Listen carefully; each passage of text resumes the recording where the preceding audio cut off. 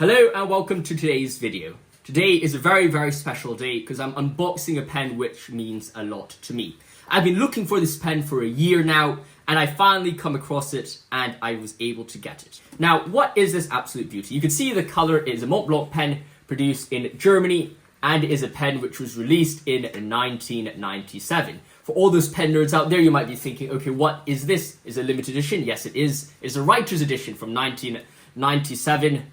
It is none other than the Montblanc Fyodor Dostoevsky Writer Edition. Now, if you know me, apart from making videos online about academics, I am a student at the University of Oxford. And apart from that as well, I study philosophy and theology and research particularly in 19th century theology, Dostoevsky being one of the biggest features or characters who has influenced me in my life. So before I open up this casing is absolutely beautiful. It is kind of shaped as a book, as the writer's edition are, and the signature of Dostoevsky. Let me give you some readings from the page or the booklet that it comes with it. It says, where is this? The works of a profound personality. Throughout time, the depth and passion of Dostoevsky's characters, the almost demonic composition of his novels, short stories, and novellas have had the power to move people. Crime and Punishment, The Gambler, The Idiot, Brothers Karamazov. The whole world devoured these immortal books. There were heated discussions about the enthralling plots and their fascinating heroes. Like no other, Dostoevsky was able to trace the hidden, mysterious sides of the human soul and to commit them to paper, presumably because this Russian poet was torn by inner conflicts himself. Now, of course, Dostoevsky's works are very fascinating and they are very influential. Now, more about the pen itself, the Meisterstroke Dostoevsky. Like the works of this immortal poet, the Meisterstroke Dostoevsky only unfolds its true magnificence when one examines it closely. Every detail reveals a personality which will be forever mystical and enigmatic. The gold-plated clip enchants the beholder with its synthetic sapphire with a cabochon cut. Russian-style ornamentation on the jet-black body, and the gold-plated rings reflect the spirit and style of a time of revolutionary cultural and political changes. This composition, in harmony with the signature of the namesake inlaid in gold, makes the Meisterstroke Dostoevsky a limited edition as extraordinary, interesting, and ingenious as the stories and poetic works of this great Russian novelist.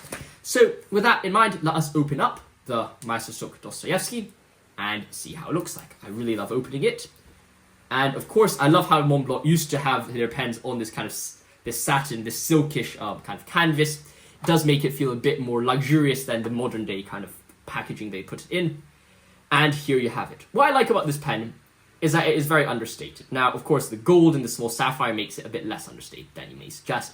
But nonetheless, it is still understated in the sense that this is not like a patron of the arts, Vincent van Gogh, or what do you call it? Even was it Louis Stevenson, the one for this year, the writer's edition, or was that last year? But either way, you don't have this kind of silvery pattern which shouts out, this is black, and it is very somber in some sense. And that is really what Dostoevsky is about. His works, if you want to know more about Dostoevsky, I have written a peer-reviewed journal article which you can check out in the links below, which I think is quite fascinating, but enough self-promotion from me. This pen really represents what Dostoevsky means. You have the Russian ornamentation on the body of this pen. You can see the small little thing to see how much ink you have left. It's a piston filler, by the way.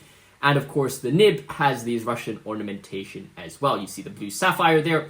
It is quite fascinating. And of course, the pen, the golden bands also have that Russian ornamentation on there. This is, you could arguably say, is not as dazzling as a Leo Tolstoy or other writers' editions, or even most Montblanc pens as well. For example, if you looked at this in comparison to, I don't know, let me pull my Glacier Meisterstroke on the side. If you got this as well, you can look at both of them and you're like, okay, that stands out a bit more. It's a bit more, it's a bit brighter than this. This kind of fades away in the background.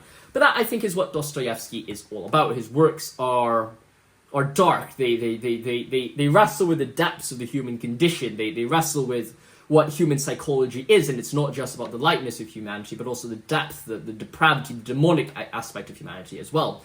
And as a result, this pen kind of represents that balance, because on one hand, it is very dark, it is kind of subtle, but on the other hand, it also is it does have that small tint of beauty to it, that small tint of hope, of joy, despite that darkness, which is also another key theme of Dostoevsky's works, which could be represented by this sapphire, and also this kind of this fine illustration of gold. Now, of course, the nib is a fine nib. This is one of the reasons why I got this as well. When I saw it was that I don't have a fine nib pen, so I'm looking forward to be able to to use this pen in the sense of I'll use it as a dip pen. I'm not going to fill the piston up just because it is from 1997. And, you know, there's things where I probably wouldn't use this as an investment piece, but I know if I did fill it up with ink, that's going to really decrease the investment value of it significantly. So I probably wouldn't fill it up with ink at all. I would just use it as a dip pen to sign things and stuff like that. Of course, you can say a fine nib's not best for it, but nonetheless, that's my plans for this pen. It is just such a special pen. I don't know what more to say about this pen. If you want a review or a more in-depth guide into Dostoevsky's works himself, or just a guide about this pen, do let me know in the comments below. But until then, I'll see you soon, and have a good one.